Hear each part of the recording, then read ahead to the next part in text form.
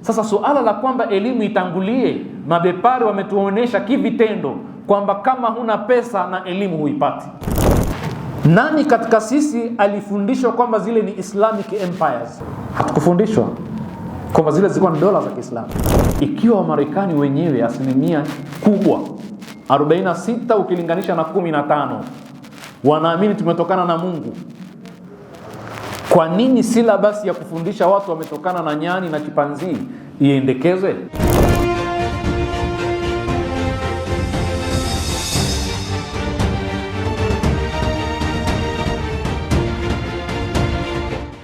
أعوذ بالله من الشيطان الرجيم.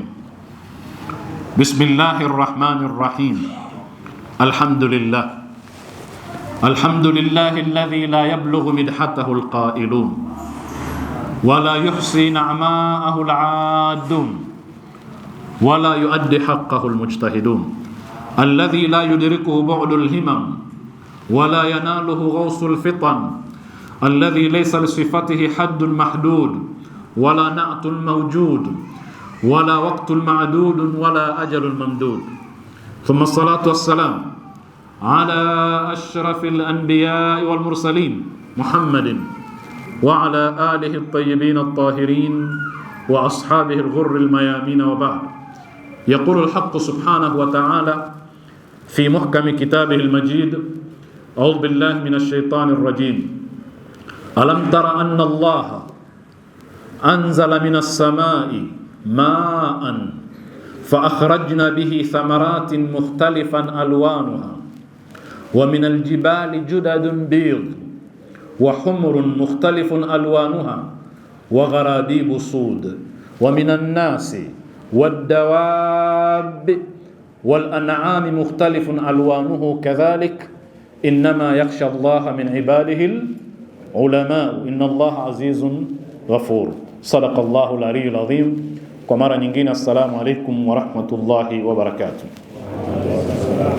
Ndugu zangu, leo ikiwa ni siku ya 23 ya darasa zetu, na ambapo katika darasa yetu ya jana iliyopita tulianza sasa kutizama yale maneno yaliyokuwa ndani ya Qur'ani yanayoashiria ilmu.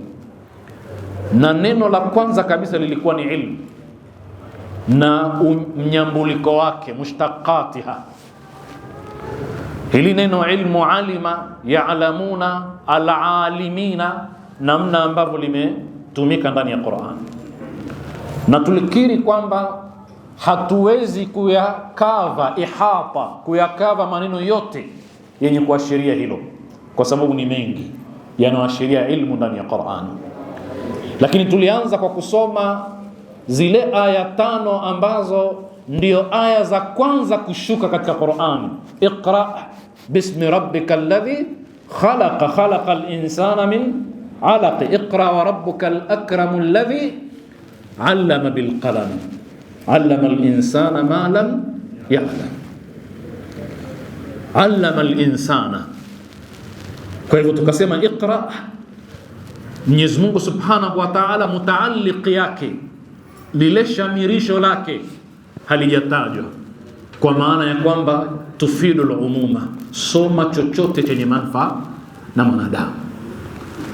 Na ndio Mungu aliposema min alaqin, amezungumza elimu isiyokuwa fiqh, elimu isiyokuwa tarikh, bali ni elimu katika elimu asili, kwa maana natural science, ni biolojia. Soma kwa jina la Mola wako aliyetukuka, ambaye kamuumba mwanadamu kwa tone la damu, na hili tukalifafanua. Lakini katika nukta muhimu tulizozisema ni kwamba maneno ya Mungu, iqra bismi rabbik, soma kwa jina la Mola wako mlezi. Hili neno bismi, kwa jina la Mola wako, tuhaddidul hadafa, linaweka mipaka ya lengo la kusoma. Na ndio utaona kwamba aya hii inajibu swali la kwamba limadha nataallam. Majibu, nataallamu lillahi. Kwa nini tunasoma? Unaweza kusema kwa sababu ni wajibu. Unaweza ukasema kwa sababu tunataka kadha, lakini jibu la msingi iqra bismi rabbika alladhi khalaq, soma kwa ajili ya Mwenyezi Mungu. Kwa hiyo tunasoma kwa ajili ya Mungu, na kwa katika hilo ambalo ndio lengo la msingi kuna nukta tatu. Nukta ya kwanza, tunasoma kwa ajili ya kumtambua Mungu na kumcha. Usikilizane vizuri, tunasoma namba moja kwa ajili ya kumtambua Mungu na kumcha. Hili ni lengo la msingi sana, na aya tulotangulia kuisoma ni aya katika surati Fatir, aya 27 na 28. Mwenyezi Mungu anasema, alam tara, je, hukuona, hujaona wewe Muhammad, hujaona wewe Muislamu, hujaona wewe unaisikiliza Qur'ani? Alam tara anna Allah anzala minas samai maa, huoni kwamba Mungu ameshusha kutoka mbinguni au mawinguni maji? Fa akhrajna bihi, kwa maji hayo tukatoa thamaratin, matunda mbalimbali, matunda mengi, mukhtalifan alwanuha, rangi zake ziko tofauti, rangi ya chungwa, rangi ya parachichi, rangi ya embe, rangi ya zabibu, matunda mbalimbali, na kila moja lina rangi tofauti na jingine. Tufaha, Mungu anasema mukhtalifan alwanuha, rangi zake zina tofautiana. Kisha Mungu anasema wa minal jibali, na katika majabali, ardhi, judadun bidhun, kuna mistari mieupe.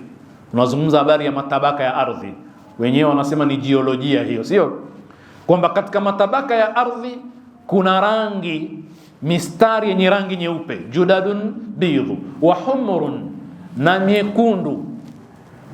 Kisha Mungu anasema mukhtalifun alwanuha, hiyo nyekundu rangi zake zinatofautiana, yani ule wekundu wenyewe unatofautiana. Manake nyekundu iliyokolea, nyekundu iliyopauka, mukhtalifun alwanuha. Kisha Mungu anasema wa gharabibu sud, na ile mieusi sana. Gharabibu inatokana neno ghurab, kurabi, na ile mieusi sana manake miamba hiyo mieupe, mistari mieupe, mekundu ambayo wekundu wake ni rangi nyekundu tofauti tofauti, na rangi nyeusi sana kwa lugha nyingine iliyokolea. Kisha Mungu anasema wa minan nasi, na katika watu pia wako walotofautiana rangi zao. Tizama wewe mwenyewe hapa tulipokuwa, hata ukasema sisi mweusi, lakini weusi wetu pia ni tofauti. Ukasema weupe, weupe wao ni tofauti, sio? Kwa hivyo na watu vile vile ambao ni shuuban wa qabaila wametofautiana. Kwa hivyo wale weupe ukiwapanga hivi, na binadamu wanasema kuna watu wa njano vile vile. Hebu kagua, pengine wapo watu wa njano. Ili mradi tunatofautiana rangi zetu, nywele zetu, macho yetu, kila kitu chetu, japo sote binadamu. Wa minan nasi, na katika watu, wadawabi, na wenye kwenda wanyama, wenye kutembea katika ardhi, wal an'ami, na wenye kufugwa wanyama, wanatofautiana. Anasema naam, mukhtalifun alwanuhum, rangi zake zinatofautiana. Kadhalika, vivyo hivyo, innama yakhsha Allaha min ibadihi alulama, hakika wanaomcha vilivyo Mwenyezi Mungu katika waja wake ni maulamadi. Mnaona alaka ya aya hii na vipengele vilivyotangulia? Mnaona ulama walotajwa na maudhui zilizotajwa za mwanzo nzipi? Maudhui zilizotajwa unaweza ukazigawa katika mafungu mbalimbali kutokana na majina ya taaluma za leo. Mungu kashusha maji kutoka mawinguni, alafu yakastawisha mimea. Unazungumza uhusiano wetu masala ya mvua, sio? Unazungumza astronomia, unazungumza agriculture, sio? Kilimo. Lakini unakuja kuzungumza tabia ya ardhi na matabaka yaliyokuwa katika ardhi na rangi mbalimbali. Huko ndio unapata madini mbalimbali. Yale madini yenyewe utakuta ni mkanda, wenyewe wanasema mkanda, lakini Mungu anasema judadun bidhun, mstari. Wenzetu wale wa mambo ya kuchimba madini wanasema mkanda, sio? Maana unaona ni mstari mrefu.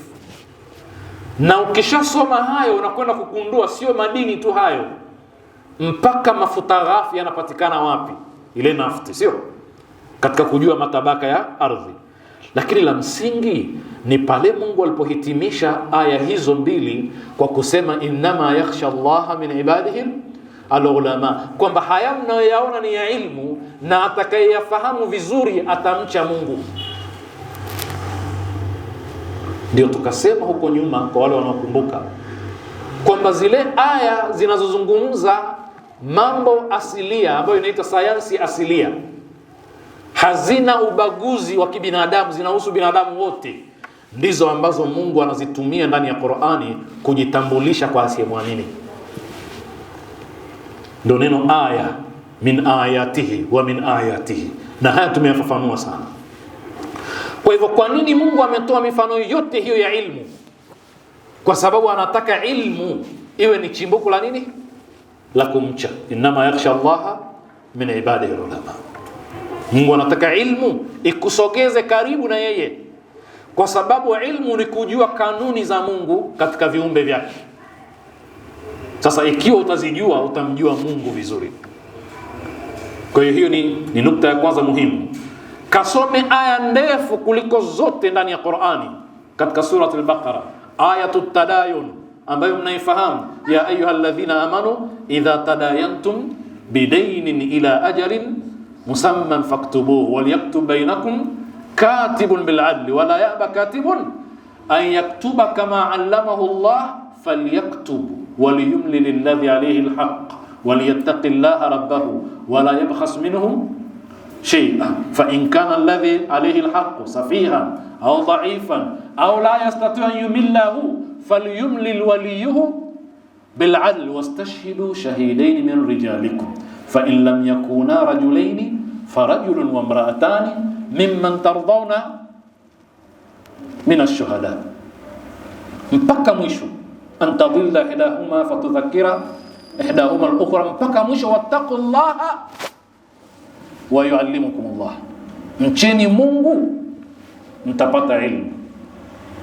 Kuna uwiano mkubwa baina ya ilmu na kumcha Mungu, na aya yote hii inazungumzia ilmu. Inasema falyaktub waliyumlil alladhi alayhi alhaq.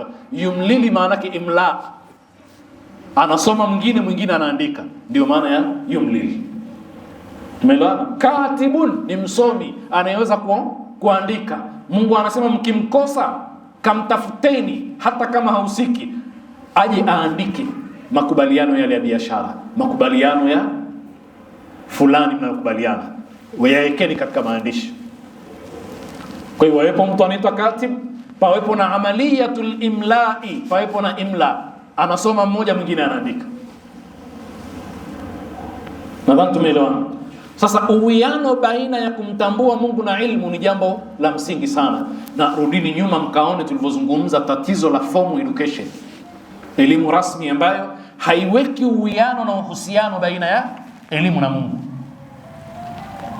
Na tumeona mifano kwamba asilimia kubwa ya ulimwengu duniani wana dini, wasiokuwa na dini kina nani? Tunawaita wapagani. Na hata hao wasiokuwa na dini, hiyo hali ndio dini yao yenyewe hiyo. Maanake hata ukafiri ni dini, lakum dinukum waliyadin. Kwa hivyo wengi katika binadamu wanaamini vitabu vya mbinguni, Qur'ani, Taurati, Injili, wanaviamini kwa sababu majority yetu ni Waislamu, wa Kristo na Mayahudi. Kwa hiyo kuna haja ya kwamba tufahamu elimu ni nyenzo ya kumtambua Mungu na kumcha Mungu. Ndio maana utaona katika Uislamu panahimizwa kwamba majalisul ilmi yana thawabu kuliko majalisi nyingine. Yani kukaa watu wakasoma mpaka ikafikia mahala pakasemwa kwamba kule kuangalia katika uso wa alim tu ni ibada. Allahu alam ni kwa nini, pengine ni kutaka watu wawasogelee zaidi maulama ili wafaidike. Kwa nadhar ila wajhi alim ibada. Rakaa mbili anaziswali mwenye ilmu na asiyekuwa na ilmu ni tofauti. Na wewe ukiambiwa la kupasuliwa wewe na daktari na kupasuliwa na bodaboda, jamaa yule dereva, wewe unachagua lipi? Sema daktari bwana. Haya, vipi mtu akipasuliwa na bodaboda amfanyie upasuaji? Kuna mtihani, si ndio? Lakini katika masala haya ya ilmu, mbona huoni kwamba huku katika kuswali anaswali mwenye ilmu na anaswali asiyekuwa na ilmu? Huoni tofauti? Jambo lako la dini unamkabidhi nani akufanyie? Yule mwenye ilmu ya dini. Hatari yake ni kama ile hatari ya daktari vile vile. Sasa yule ambaye ni professional analifanya jambo kwa namna sahihi zaidi, kwa hiyo ujira wake ni mkubwa zaidi. Kwa hiyo katika hali kama hiyo, elimu ni kwa sababu ya kumtambua Mungu na kumcha. Na ndio maana yote unayoyafahamu ya ilmu tumesema ni wajibu kusoma mwanadamu. Narudia, elimu zote ni wajibu kusoma, lakini wajibu unagawanyika katika mafungu mawili: wajibu aini na wajibu kifai. Lakini hukumu ya elimu ni wajibu isomwe. Madhali inahitajika na mwanadamu. Tunahitajia majengo, tunahitajia kusafiri, tunahitajia matibabu, kwa hiyo tunahitajia wahandisi, sio? Kwa hiyo yale yote tunayohitajia ni wajibu tusome. Wakisoma baadhi, wengine ule wajibu unaanguka. Lakini kuna yale wajibu kila mmoja ayafanye, kuswali na mengine, yale ni lazima uyajue kila mmoja, hayaanguki kwa mmoja kujua. Ama kujifunza kuosha maiti, sio lazima kila mmoja aoshe maiti, wachache wakishaosha imetimu. Kwa hivyo elimu ni wajibu, hukumu yake kusoma, kwa sababu kwa elimu ndipo ambapo tutamtambua Mungu na ndipo ambapo tutamwabudu. Itatusogeza karibu na Mwenyezi Mungu Subhanahu wa Ta'ala. Ndio Mungu anasema yatafakkaruna fi khalqis samawati wal ardh rabbana ma khalaqta hadha batilan subhanaka faqina adhaban nar rabbana innaka man tudkhilin nara faqad akhzaytahu wama lidh-dhalimin min ansar. Kwa nini anasema rabbana ma khalaqta hadha batila? Kwa sababu amefikiria katika mbingu na ardhi, yani amefikiria katika viumbe vyake. Maana yake ameangalia ile sayansi asilia ya Mungu aliyofanya, sio? Kwa kufikiria, tija yake ikawa ni rabbana ma khalaqta hadha batila, ewe Mola wetu mlezi, hivi vyote hujaviumba kwa batil. Kwa hivyo kule kutafakkur kumempa maarifa ya kumtambua Mungu. Ile ilmu ya mbingu na ardhi namna zilivyoumbwa kumempeleka katika kumcha Mungu, kumtambua na kumcha. Kwa hiyo nukta ya kwanza, ndugu zangu, ni kumtambua Mungu na kumcha. Ukiona elimu yako haikusogezi kila mara kwa Mungu, ishuku. Kwa sababu kila utakapojua jambo la Mungu siri tu, wa fi anfusikum afala tubsirun, hata ukijikagua wewe humuoni Mungu. Ndio hizi sasa unasema kwa nini jamaa wamesoma na hawamtaki Mungu? Tumekuelezeni katika mfumo rasmi, formal education inamwandaaje katika kutenganisha elimu na Mungu. Ndio matokeo yake yale. Sasa hiyo ni nukta ya kwanza. Ya pili ambayo sasa tunaifahamu, kwa nini tunasoma? Kwa sababu ya kusimamia na kuongoza mambo ya dunia. Sisi tumepewa dhamana ya kusimamia na kuongoza mambo ya hii dunia. Inni ja'ilun fil ardi khalifa. Na ndio tangazo la kwanza kabla hujaumbwa. Mungu anajua majukumu yako ni kwenda kusimamia na kuendesha mambo ya dunia hii. Anatoa taarifa kwa viumbe vyake vilivyokuwepo kabla haja kuumba wewe. Lakini kwa kuwa uongozi na utawala wa dunia hii unahitaji ufunguo wake, unahitaji vyombo vyake. Chombo namba moja na ndio muhimu kuliko vyote ni ilmu. Ndio allama Adama asmaa kullaha, inni ja'ilun fil ardi khalifa wa allama Adama al-asmaa kullaha. Kwamba sasa kwa kuwa nakupa jukumu hili, lazima nikupe jukumu ambalo unaliweza, na huliwezi mpaka nikupe kifaa cha kuliweza jukumu hilo. Kifaa chenyewe nini? Ni elimu. Elimu ndio nyenzo tuliopewa ya kuweza kutawalia hii dunia na kuiendesha. Kwa hivyo limadha nataallam? Majibu namba 2, ili kusimamia na kuongoza kuipeleka hii dunia.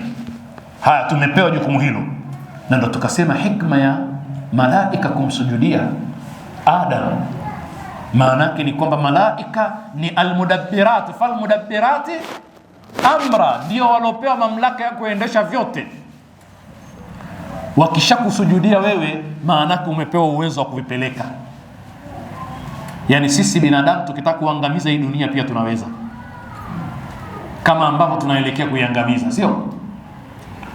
Mto unaweza kuuhamisha. Kule Marekani kuna mito ambayo ni man made, binadamu ametengeneza, kahamisha huku mpaka mto ukapita sehemu nyingine. Ana uwezo huo. Wanyama hawafanyi hivyo, sio? Kwa kuna vitu vingi, mabwawa tunatengeneza, tunasafiri sasa hivi katika hewa, kwa sababu wale falmudabbirati amra, almudabbiratu amra wenyewe wanaosimamia vyote vile waliinama wakatutii. Maanake sisi tulipewa uwezo sasa, sakhara lakum ma fil ardi jamia, vyote vikasakhirishwa kwetu. Kwa hiyo ni nukta ya pili. Na Mwenyezi Mungu Subhanahu wa Ta'ala katika hilo khilafa yetu katupa dhima, katupa dhamana. Tizamini yule Asifu ibn Barkhia, kama wanavyotaja baadhi ya mufassirin, ilipokuwa Suleiman alayhi salam anataka kuleta arshi ya Bilqisi kwake kutoka Yemen, aliwauliza, nani ataniletea nyie haraka, kabla hajafika hapa, nani ataniletea? Inasemekana katika majini kuna walosema, tutakuletea sisi.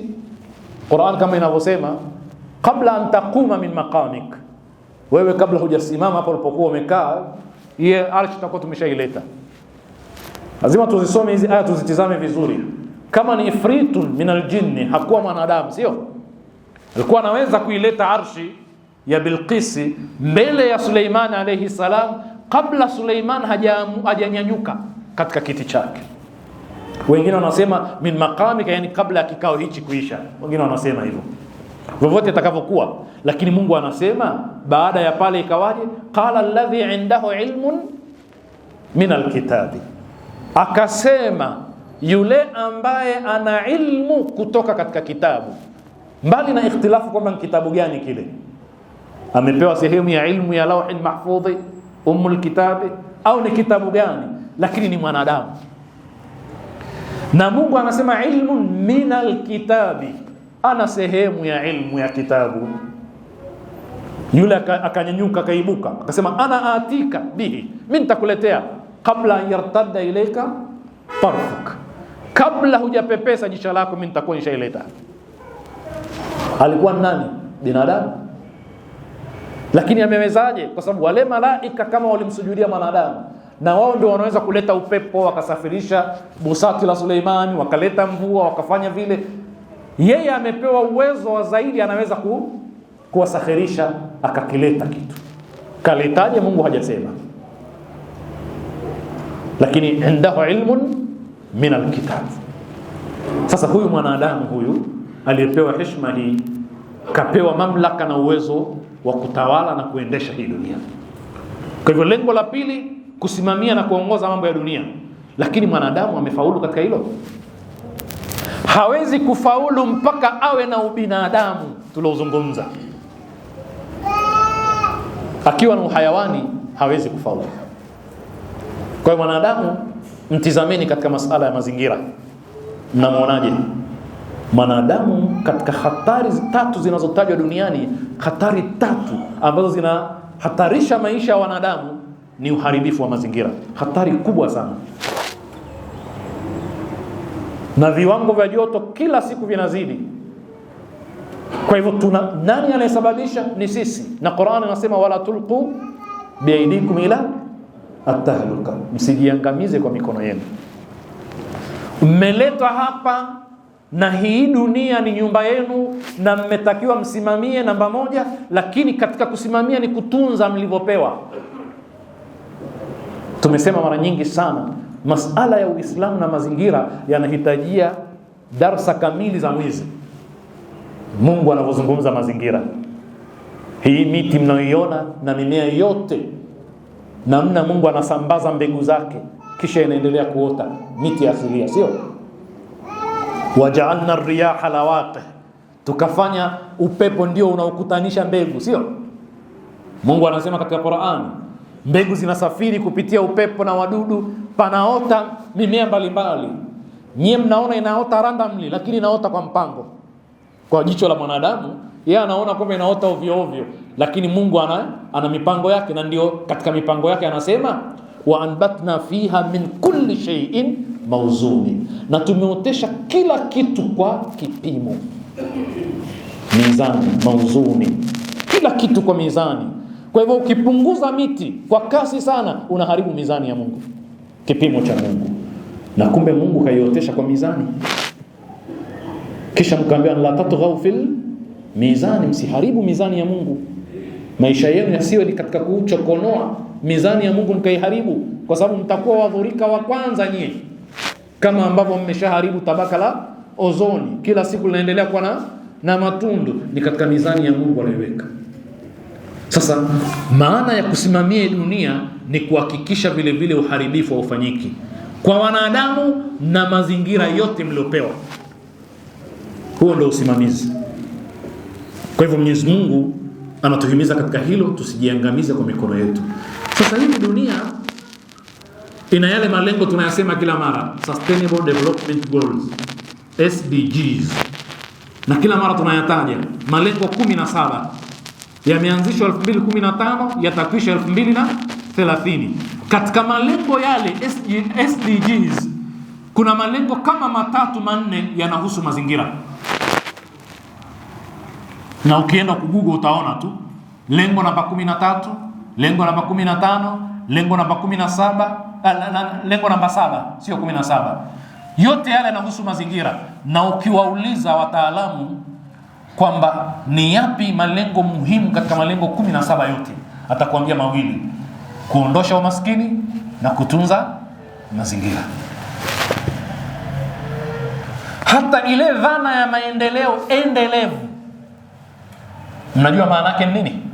Sustainable development ni kule kuzalisha mwanadamu, kuitumia ardhi kuzalisha, akachimba madini, akachimba mafuta, akalima, akajenga nyumba, akafanyaje, vyote avifanye kwa ajili ya uchumi, lakini asiharibu mustakbali wa kizazi kijacho. Ndio maana sustainability, kuhakikisha maendeleo ya leo ambayo hayaathiri maendeleo ya kizazi cha kesho. Kama unaharibu kila kitu, alafu watakaokuja kesho itakuwaje? Utabakizia mashimo, itakuwa hawawezi kutumia ile ardhi tena kwa ajili ya maendeleo, utakuwa ushaharibu hali ya hewa. Sasa dunia inajua hatari ya haya, lakini wakubwa wa ulimwengu ndio wanaokataa kusaini mikataba ya kimataifa ya kupunguza uzalishaji wa hewa chafu na gesi ambazo zinaongeza joto duniani. Haya makombora tu mnayoona yanapigwa na ule moshi tu, haya yanakwenda kuharibu tabaka la ozoni, yanaongeza kiwango cha joto duniani, lakini huwezi kusikia leo au kesho. Kwa hivyo mwanadamu kapewa dhima ya kusimamia hii dunia, lakini asifanye uharibifu. Na rudini kule, atajalu fiha man yufsidu fiha wa yasfiku ad-dimaa, kwamba lile walolisema malaika ndilo wanalolifanya mwanadamu, alafu nyenzo walopewa ambayo ni ilmu anaiweka pembeni. Kwa hiyo tunatakiwa turudi katika mstari, na katika kusimamia hii dunia kitu muhimu ambacho kimehimizwa ndani ya Qur'ani ni uadilifu, kwamba Mungu anatuambia kwamba yeye mwenyewe kajenga haya yote kwa uadilifu, na nyinyi hakikisheni mnafanya uadilifu. Wala qad arsalna rusulana bil bayinat wa anzalna ma'ahumul kitaba wal mizana liyaquma an-nasu bil qist. An-nasu sio mitume tu, liyaquma an-nasu bil qist. Watu wanatakiwa wasimamishe uadilifu ili maisha yawe mazuri. Na kwa hivyo kadhia ya uadilifu ni kadhia ya an-nasu, ni jambo la kibinadamu, sio jambo la Kiislamu tu, ni jambo ambalo linakusanya wanadamu wote. Na ndio tunasema mimbari ya Kiislamu ikiwa inazungumza mambo haya, uadilifu, haki, haya ni mambo ya kibinadamu kabla hajawa ya Kiislamu. na kwa khitabu hiyo, approach hiyo, utampata asiyekuwa wewe. Ana nafasi ya kukusikiliza kwa sababu ni jambo la kibinadamu kabla halijawa la Kiislamu, bali ni la Kiislamu ndio maana limekuwa la kibinadamu. Nadhani tunaelewana katika hilo. Nukta ya tatu ya limadha nataallam, iqra bismi rabbika, inatupa taarifu hiyo. Unaposoma kwa ajili ya Mola wako, ujue malengo ya Mola wako katika ilmu nini. Tumeona la kwanza, tumeona la pili, la tatu kuijenga hii dunia. Kuna kuisimamia jambo moja, uongozi, utawala jambo moja, ujenzi jambo jingine. Kujenga maana na umepewa idea. Nakumbuka maudhui yetu kuhusu mada na fikra, kinachotangulia ni kipi? Na tukasema idea inatangulia kabla ya material. Umeletwa hapa duniani, umepewa material, alafu Mungu akakuleta akakupa na idea. Kinachotakiwa uyabadilishe material kuwa kitu chenye thamani. Ndio maana yake, sio? Haya material yapo, wanyama na hao wapo, lakini hawana uwezo wa kujenga na kuitengeneza hii dunia. Hawana uwezo huo. Ndio Mungu anasema ila Thamuda akhahum Salih, na tuliwatumia watu wa Thamud ndugu yao Saleh. Qala, akasema ya qaumi ibudu llaha ma lakum min ilahin ghayr, ma lakum min ilahin ghayruhu, muabuduni Mwenyezi Mungu, nyie hamna Mungu asiyekuwa yeye, hamna. Huwa anshaakum, yeye ndo alikuanzisheni. Amen. Amekuumbeni kwa mara ya kwanza. Umeelewana? Wa anshaakum, ni alikuumbeni kwa mara ya kwanza. Anshaakum min al-ardh, amekutengenezeni kutokana na ardhi, udongo. Kuna aya tunasema min turabin, min tinin, na tini yenyewe ikapewa sifa mbalimbali, min alaqa, ma'in dafiq. Zote hizo ni sahihi. Tumeelewana?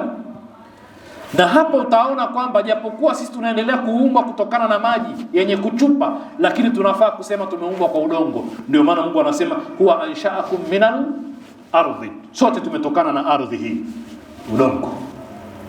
Lakini mahallu shahidi ni wapi?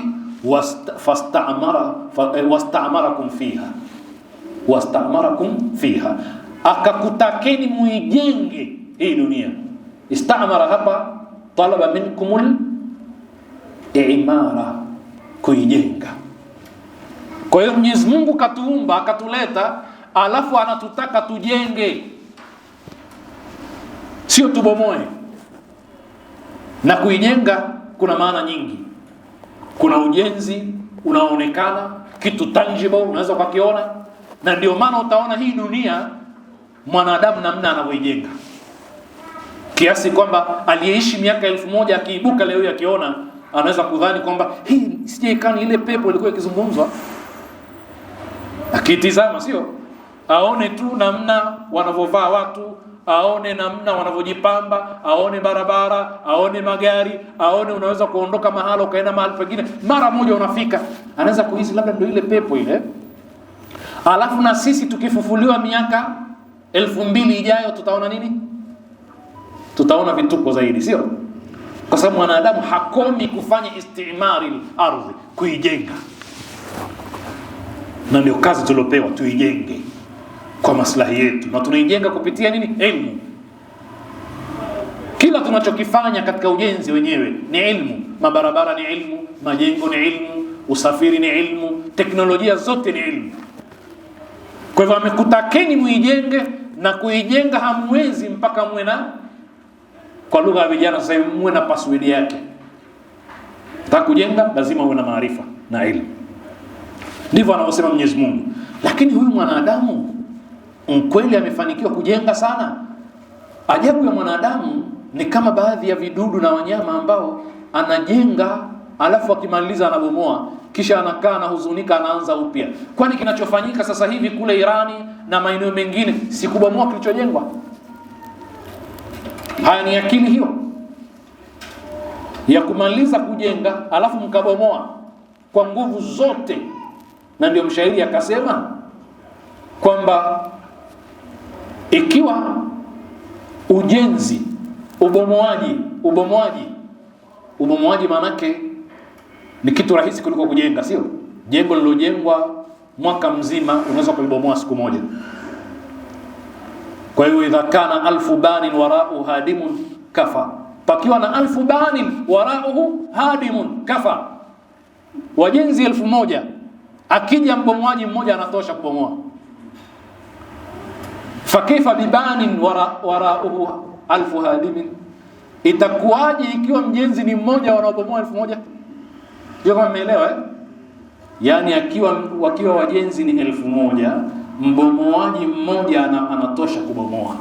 Vipi ikiwa aliyejenga ni mmoja wanaobomoa 1000? Itakuwa maafa hayo, sio? Ndio hali yetu sisi binadamu. Sasa tunachokijenga tunakibomoa, alafu tunarudi nyuma, tunatafuta nguvu kazi ya kuweza kujenga tena. Kwa hivyo nchi inarejeshwa miaka kadhaa nyuma, kisha inaanza safari tena ya kwenda pale ilipokuwa. Mwanadamu anafanya hivyo, huyu anabomoa cha huyu na huyu mwingine anabomoa cha hii. Lakini kuna ujenzi mwingine ambao ni wa kumjenga mwanadamu, tunambomoa kupitia kuchafua maadili, na hili ni ubomoaji mbaya zaidi kuliko ule. Ndio utaona kwamba ikiwa watu, baadhi ya wanafikra wa Kiislamu wanasema wana hadharatu al-ankabuti, yani ujenzi wao ni kama nyumba ya ankabuti, ile buibui, haina uimara. Mwenyezi Mungu ametoa mfano wa wale wenye kumwabudu Mwenyezi Mungu, wamejenga himaya yao kama vile himaya, na hadhara yao kama hadhara ya ankabuti, majengo kama ya ankabuti. Kama hujamjenga mwanadamu, jengo lolote lile hata likiwa imara namna gani halina maana, kwa sababu mwanadamu anaweza kuliporomosha wakati mmoja. Kwa hiyo kabla hujajenga majengo, mjenge nani? Mwanadamu. Ndio yale tulizozungumza kwamba wanadamu waliojengwa wakawa imara wanaweza kulinda na kuhifadhi kilichojengwa. Tumewahi kusema wakati fulani kwamba unapokuwa na kiwanda, nyie katizameni masupermarket haya, wakati wafanyakazi wale wanamaliza kazi alafu wanatoka, utaona haya hizi supermarket zetu, sio? Unaona kuna mabinti na vijana wanafanya kazi pale, nenda time wanafunga, utaona namna wanaokaguliwa. Lazima akaguliwe, ametoka na biskuti pale, ametoka na nini, lazima umkague ndio atoke. Lakini ndio anayeuza pale ndani, sio? Umeelewana? Na viwandani, hebu nenda kule viwandani ukaone wale wanaofanya kazi wa kutengenezea t-shirt mpaka uivae wewe, alafu yule mwenye kiwanda anataka ubora wa t-shirt, alafu wale wanaokwenda kuizalisha ni watu bora, ubora wao unadhibitiwa kwa mtutu wa bunduki. Sasa tunataka binadamu asiyekuwa bora azalishe bidhaa bora. Binadamu asiyekuwa bora tunamtaka azalishe bidhaa bora, na focus yetu ni kwenye bidhaa bora, sio mwanadamu bora. Wakati ambapo tungetengeneza mwanadamu bora, tungehakikisha tungekuwa na guarantee, dhamana ya bidhaa bora. Naam, ukitaka kutengeneza dawa bora ambazo sio fake, lazima mwanadamu awe bora. Hawezi kutengeneza vitu fake. Sasa tatizo letu ni hilo, uwekezaji wetu uko huko. Hadhara yetu, civilization yetu ni katika vitu, sio katika watu. Na ndio utaona maendeleo yakizungumzwa, wanazungumza majengo, wanazungumza barabara, hawazungumzi mtu aliyeendelea ambaye anaweza kuitunza ile barabara. Mara ngapi sisi mataa haya mnayoyaona, taa nzuri kweli, yule aliyevunja hapati chochote kwa kuivunja. Yani ile barabara, ile taa iliyokuwa barabarani akaipiga manati, kwa kuipiga manati sio kaiba, hajapata chochote na yeye. Ni joka la ndimu, anaipanda kwenye ndimu ule, anagongwa na lile joka, na joka lenyewe pia halitaki kula ndimu. Sasa angalau lingekuwa linamgonga mtu alafu linakula lenyewe, sio? Kwa hivyo hakuna anachokipata. Sasa utaona leo hii watu wanakamatwa, wanatoa vyuma vya barabarani, anaenda kuuza kama scraper kwa bei rahisi sana. Anaivunja ile hadhara kwa sababu yeye hajajengwa. Anakwenda anaiba vyuma vya barabarani, anaiba taa za barabarani, anakwenda kuuza pesa ambayo haina thamani, yani kiasi kwamba ndio yule mtu anakuibia kitu cha thamani, unasema si angeniambia tu nimsaidie kuliko hicho alichokichukua, na hakimsaidii chochote. Kwa hivyo kumjenga mwanadamu ni hatua ya kwanza katika kujenga hiyo. Kwa hiyo tumeletwa hapa kujenga hii dunia. Lakini Mungu ametujenga kwanza kwa ilmu, ilmu ambayo inatupelekea kumtambua, ili ujenzi wetu uwe ujenzi madhubuti, usiwe dhaifu kama vile ujenzi wa buibui. Kwa hiyo Mwenyezi Mungu analihimiza hilo kwa aya nyingi, lakini vile vile utaona katika kujenga dunia hii kuna kujenga uchumi wa watu. Uwezi ukasema uchumi, kujenga uchumi wa watu sio kujenga dunia. Kilimo ni uchumi, ufugaji ni uchumi, kufanya biashara za madini ni uchumi, na ndio maana kuna zaka, kuna khumsi katika vitu hivyo vyote. Kwa hivyo kama tumeletwa ili tujenge na uchumi ni katika kujenga, hivi unapolima unaijenga dunia, kwa sababu uchumi ni katika kuijenga vile vile. Nadhani tumeelewana hapo.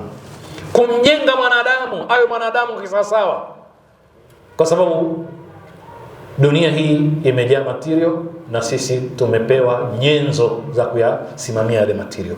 Ndugu zangu, hizi nukta tatu ndio nukta za msingi. Nyingine zote zinaporomoka chini ya hizi. Nyingine zote unazozijua kwamba limadha nataallam zinaangukia chini ya hizi. Na sasa mimi napenda nikomea hapa katika mazungumzo yetu ya leo.